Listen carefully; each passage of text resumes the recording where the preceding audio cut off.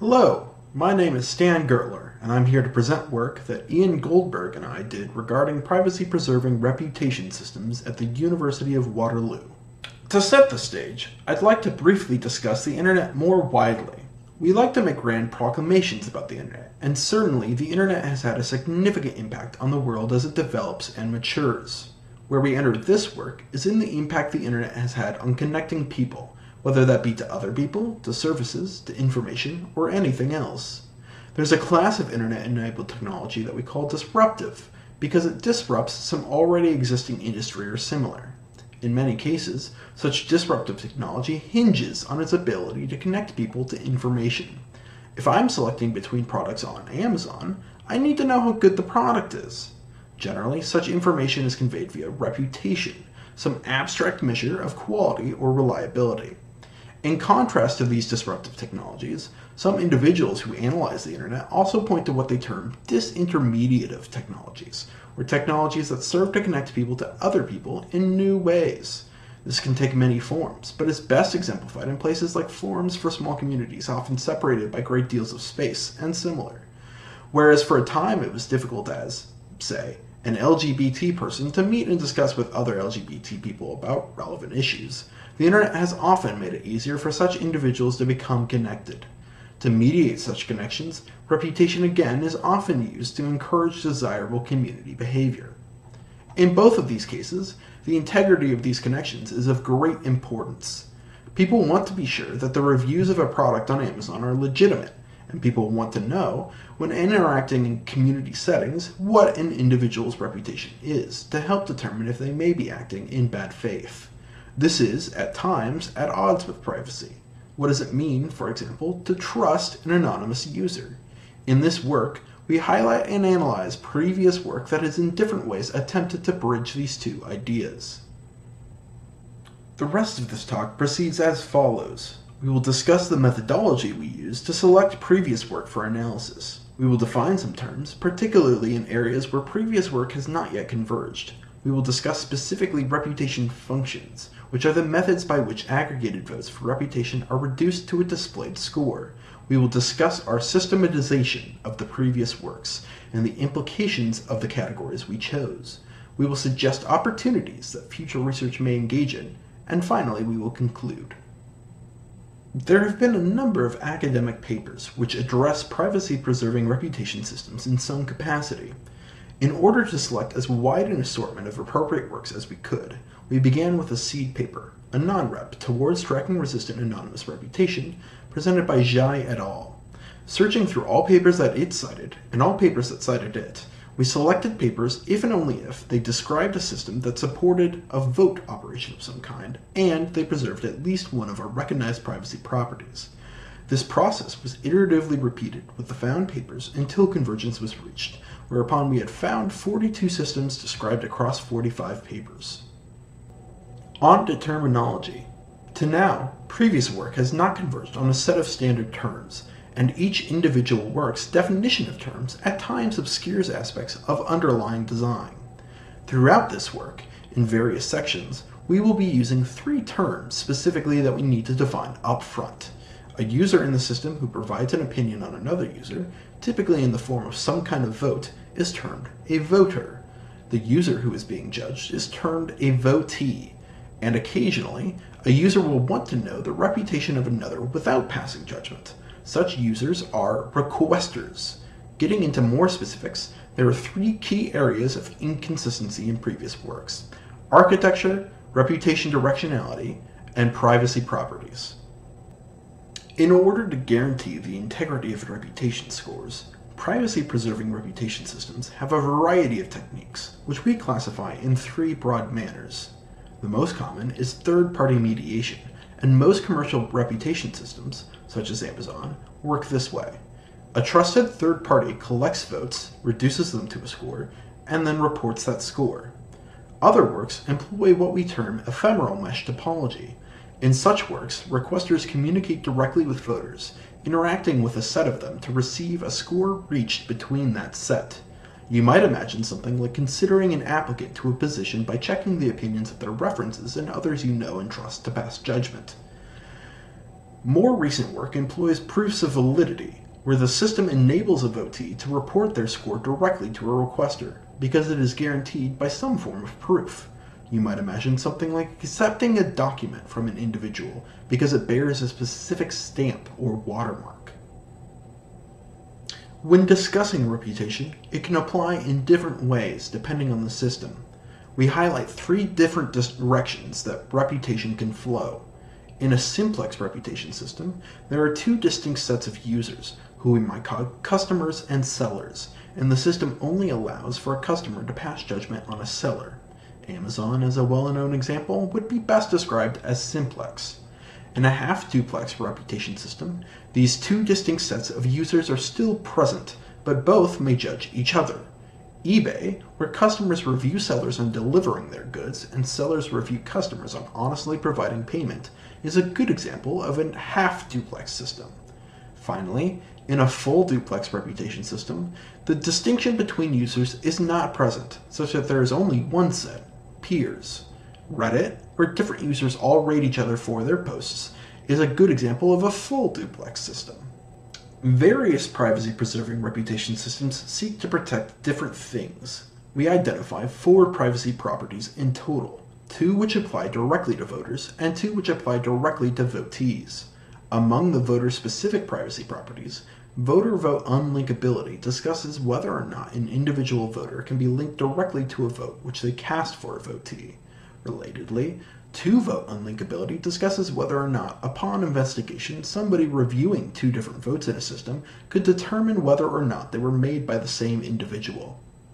Among the votee-specific privacy properties, reputation usage unlinkability discusses whether or not a votee can, in some manner within the system, refer to their valid reputation score, without making it so that each time they do so, they link themselves between each usage.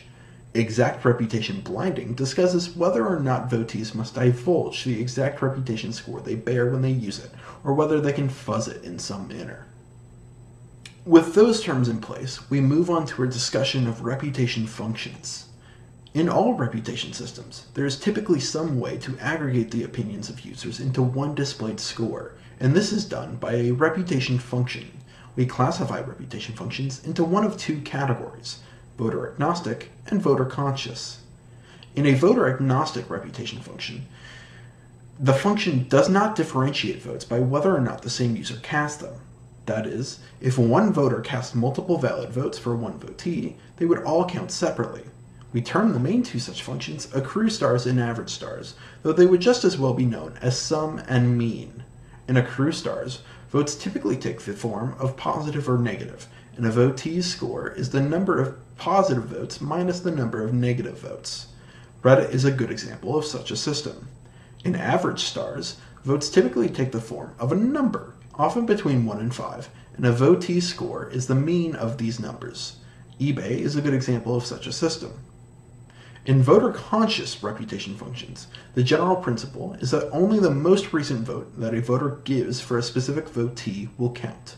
That is, they can update their opinion as much as they like, but they only get 1 input per votee. In short-term memory consensus, such as something like Yelp, whenever a voter casts an update vote, the previous vote no longer bears any weight on the score. In long-term memory consensus, on the other hand, at various times a votee's score is recorded, and after an update vote occurs, the new resulting score is then averaged in some way with the previously recorded score. From there, we now discuss our actual systematization. We compared the collected works on various measures, such as what form their architecture took, what privacy properties they provided, and what reputation functions they supported. Further, we grouped works into one of 5 core categories. These are coin-based reputation systems, signature-based reputation systems, reputation transfer, secure multi-party computation-based reputation systems, and ticket-based reputation systems. Ticket-based reputation systems are further divided into 2 subgroupings, trusted third-party and public log. We will now look at each grouping in turn, along with the relevant portion of our comparison chart. The full detail of this chart can be found in the paper itself. In a coin-based reputation system, a typical interaction proceeds as follows. Alice and Bob interact under pseudonyms. Alice forms an opinion of Bob and decides that she wants to reward him, so she does so by gifting Bob a token, or rep coin, that Bob can then hold on to in some manner. When Bob seeks to display his reputation, he merely attests to the number of rep coins that he holds in some verifiable manner. The work by Andrew Lockey et al. Is a strong example of a coin-based system. In a signature-based reputation system, a typical interaction proceeds as follows. Alice and Bob interact under pseudonyms. Alice forms an opinion of Bob and decides that she wants to reward him, so she does so by providing a signature on something for Bob. The signature is constructed in such a way that Bob can attest to the number of unique signatures that he has received, but duplicates are ignored. This number of unique signatures represents his reputation score. Signatures of Reputation by Bethencourt et al. Is a good example of this type of reputation system. Reputation transfer systems typically abstract the actual methods of voting and making scores. Instead, these works focus on one specific problem, namely, that having only one pseudonym for the entire length of participation in a system is only a minor upgrade from using one's true identity. Because of this, there is no typical full interaction for this approach. However, all works within this approach feature some procedure for votees to generate new pseudonyms that inherit the reputation of their previous pseudonyms. Typically, there will be specific time points that votees can request a trusted third party to strip an old pseudonym from their score and bind it to a new pseudonym. RUP, by Miranda and Rodriguez, is a good example of such a system. In a secure multi-party computation-based reputation system, a typical interaction proceeds as follows. Alice wants Bob's score so that she can determine whether or not she will interact with him. She asks Carol and Dave their opinions of Bob, and they work together to composite a score for Alice, without revealing to Alice what their individual votes were. Alice decides to interact with Bob, and forms her own opinion of him, in case she is later requested for it. Decentralized Additive Reputation Systems, or DARS, by Pavlov et al. Is a good example of such a system. In a ticket-based reputation system, a typical interaction proceeds as follows. Alice and Bob interact under pseudonyms. Alice forms an opinion of Bob, and decides that she wants to share it. As part of their interaction, Alice and Bob exchange tokens, or tickets, that they can redeem as proof that they actually interacted with each other. This is where the two subgroupings of ticket-based systems diverge. In a trusted third-party ticket-based system, Alice caches this ticket with a trusted third party, who holds onto the vote and aggregates it with others for Bob, reporting the aggregated score. In a public log ticket-based system, Alice instead publishes her vote publicly, along with the ticket, such that any requester can verify the ticket and aggregate together the votes. Among TTP ticket-based systems, the work by Boyd et al. Is a good example, and among public log ticket-based systems, Beaver by SoK et al. Is a good example. With these categories in place, we believe it is valuable to talk about the various trade-offs that each category provides, due to the shared features of their underlying design. In coin-based and signature-based systems, votee privacy properties are frequently provided, which is otherwise rare. In both cases, however, their design makes implementing reputation functions difficult, and often they are very limited in what they can provide. In both signature-based and SMC-based systems, the systems tend to be very decentralized, and limited trust is placed in any single party. Regarding just SMC-based systems, because voters must be able to respond to requests for a given votee's reputation score, votee privacy properties are difficult to implement, and such systems typically require voters to always be online. Ticket-based systems have a great deal of variety. In TTP ticket-based systems, there's typically much flexibility in terms of what privacy properties can be provided and what reputation functions can be employed, as using a trusted third party makes many of these questions much simpler. However, they of course rely on some level of centralization, with varying amounts of trust placed on these central servers. Public log ticket-based systems, on the other hand, do tend to be fairly decentralized. Note that, though, they are subject to the same concerns around hijacking consensus that blockchains typically are. Public log ticket-based systems, like SMC-based systems, have difficulty implementing votee privacy properties. In discussing these systems, Of course, one of our main goals is in determining what research gaps, if any, exist, that we may fill them with future work. To this end, we identify 3 main points that we believe are important and useful moving forward. First, decentralization does not have to mean blockchain. This may sound pithy, but a great deal of recent work has focused on blockchain approaches to reduce centralization in systems. This makes sense, though blockchain approaches have significant limitations, even when ignoring the concerns around blockchain itself. In raising this point, we particularly mean to highlight that decentralization includes methods that distribute trust across multiple central nodes, and we note a few such examples in the paper. Decentralization is valuable, but it must be undertaken in concert with other goals for what a privacy-preserving reputation system can provide, and there is still a great deal of interesting research to be done on how systems moving forward can be decentralized even without blockchain. Second, reputation usage unlinkability and voter-conscious reputation functions would make a particularly potent combination when used in community settings. In places like forums, offering increased anonymity may be of considerable value, so long as it is balanced against its misuse.